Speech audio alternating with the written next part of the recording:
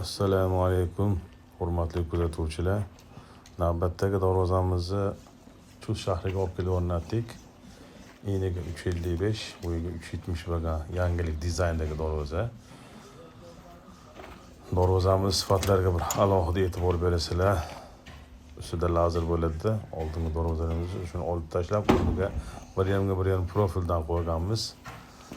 Nержавейкалari qora, stenlari 0.7 qalinda bo'lgan.